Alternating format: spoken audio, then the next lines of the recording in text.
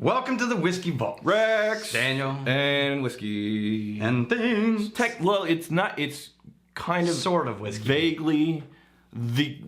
So we're only doing this because of Charlie.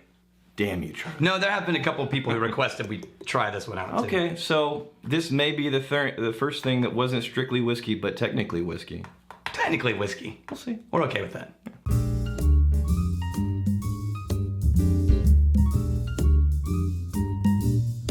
So today, thanks to patron Saint Charlie, and I remember patron Charlie sent us like a box of At this point, 7 whiskey bottles. At this point, you know, a week from now it'll be 10.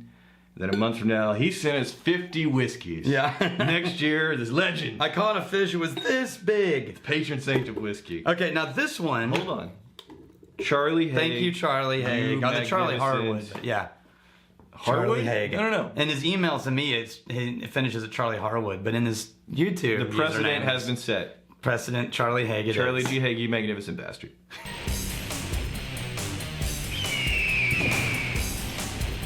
We're doing now. Technically, this is Right. not whiskey. What the hell is it doing on the show?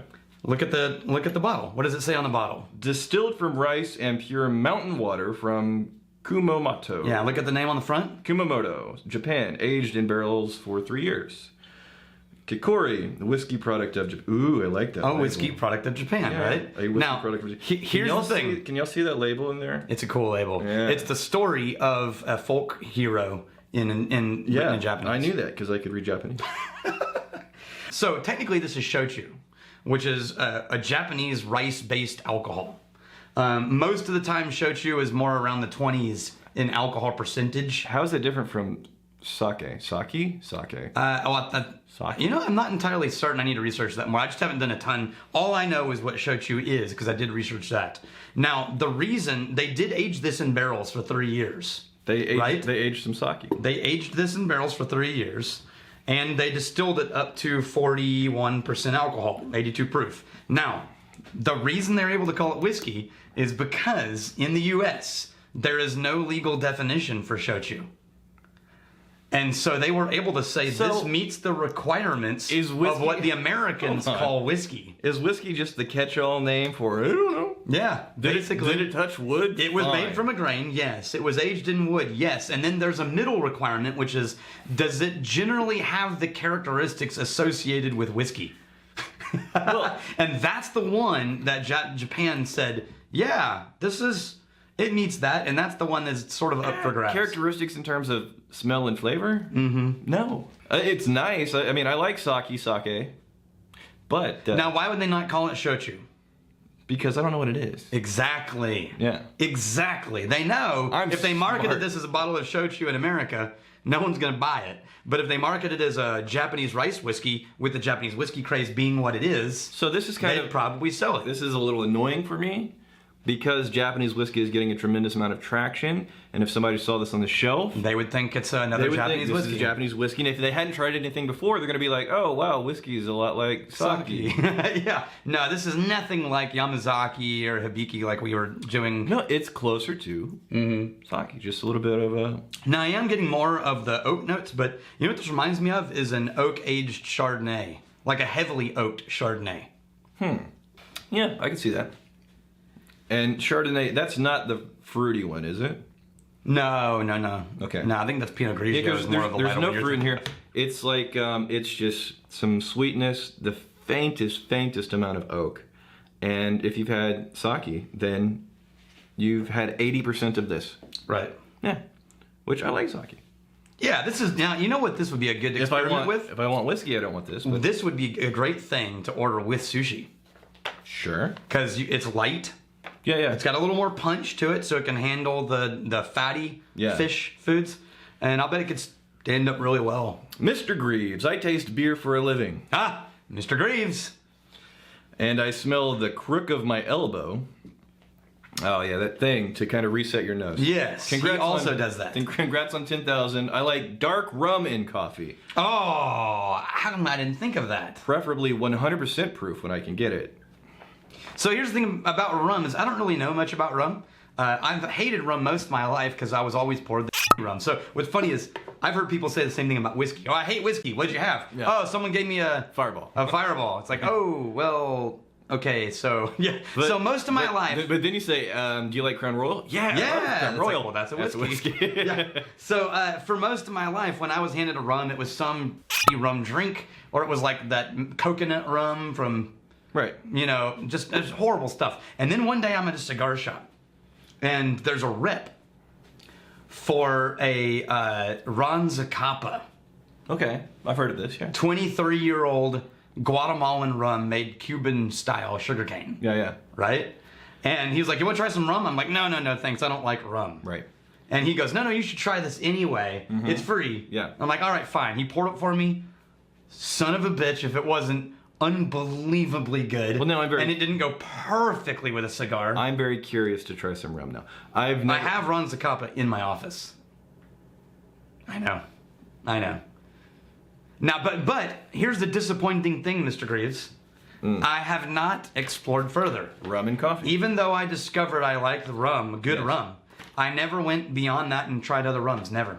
That was the end of my rum exploration. You Philistine. It's true. Congratulating us on 10,000. Thank you. Yeah, we crossed 10,000, and then we sort of ran the short race to 14,000. Sometime, we're almost at 14,000 now. Not sure how, but yeah, it's a mystery. It's like Sarah McLachlan was in charge of it, and she was building a mystery. Speaking of, I hope you can make it for the live stream. Oh, the live stream is September 16th. September 16th, 1 o'clock. 1 o'clock. Central Standard, Austin, Texas. And we have a challenge for you. Ooh. Because someone brought this up.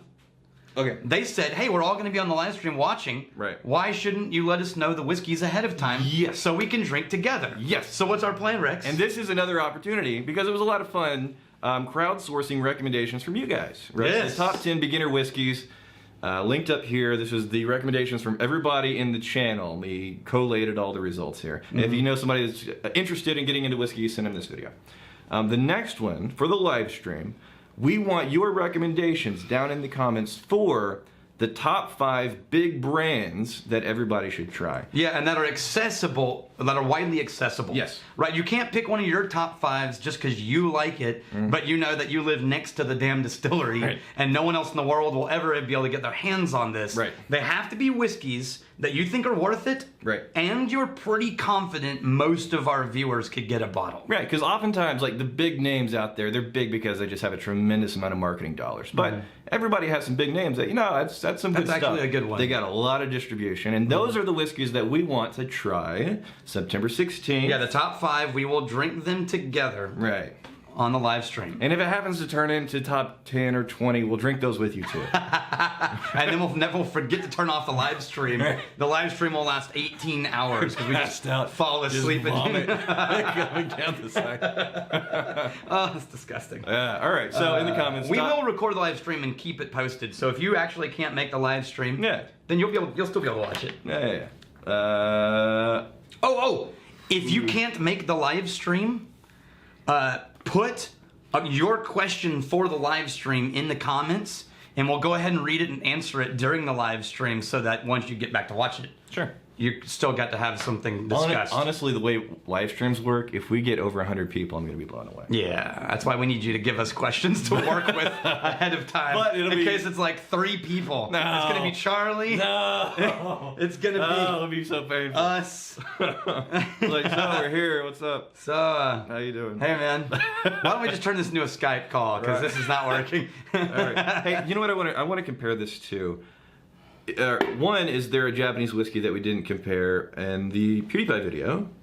And if you came from PewDiePie's channel, welcome. A lot of new people. Thank you for being here. I'm looking for a Japanese whiskey that we preferably didn't try in that video that is going to be the lightest, friendliest, most effervescent whiskey that I can compare to this. Because I think even the lightest Japanese whiskey that's actually a Japanese whiskey is going to have a lot more of a swing and cud than this delicate flower What are you pouring me? I hear things. Am I So titillated? this is- Should I be titillated? No, this is a No. budget Japanese All right. from Suntory called Toki. Okay. And I kind of like it, but it's about the level of like any budget category. Right. So this is. Do you know if it's light? Mm-hmm. Because I want to do like. It is light, but it's got a little more punch to it. Already on the nose. Yeah. This is. And I didn't research this. I can't remember what they're putting in Toki. If you guys want to put that in the comments, please do. in whatever the hell this is. Sochi. Yeah, Sochu. Sochu. This is. Shochu, I think. Yeah. All right. I'm done trying. This is very, very watery, and you have to go hunting for any kind of flavor notes. True. But like sake, if you like that stuff, then yeah, it's nice. It has its place. This on the nose already. It has that fruitiness. Mm-hmm. There's the. I'm looking for the typical Japanese butter. It's not there as much. Yeah, that's really nice. The white wine, man.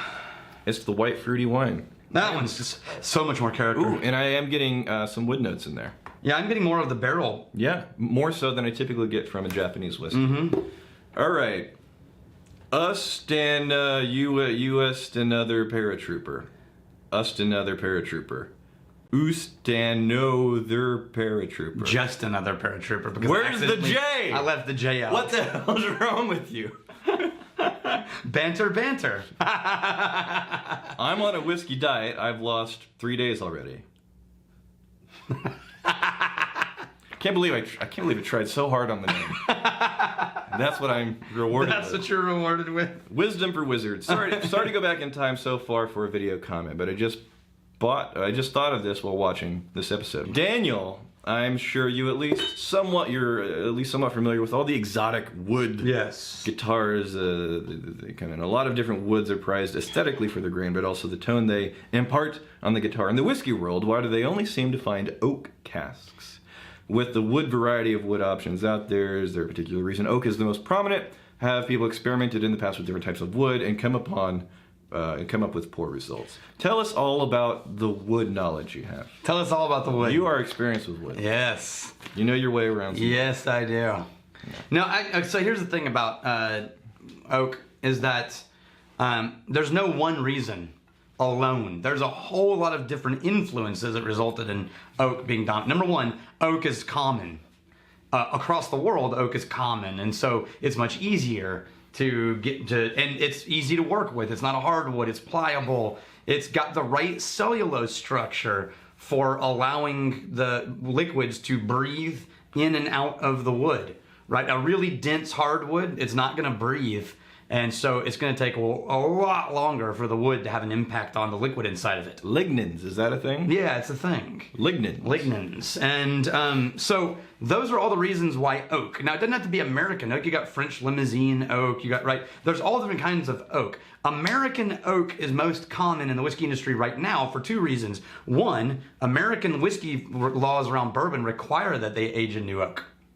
So, and it's American, doesn't require American oak, but if you're going to do it in America, why not use American oak? Well, hold it. American whiskey laws or bourbon laws? Bourbon laws Or new oak? Or new American oak. whiskey can actually be used oak. Yes. Okay. But yes, bourbon is new oak, right? So, and then Scotland requires used oak. Well, the largest source of used oak barrels in the world is America. so of course there would be a ton of American oak bourbon barrels making their way into the UK. We like our for bourbon. Ireland and Scotland, right? Yeah. And so that makes American oak and oak in general super common. But by nature, it already is a useful. It handles well, it seals well. Everything about it makes it good for storing things. And so that's why. Now, because we're in the craft whiskey explosion, there are people all over the world currently exploring other wood uses. Yeah. Like, for example, there's one in...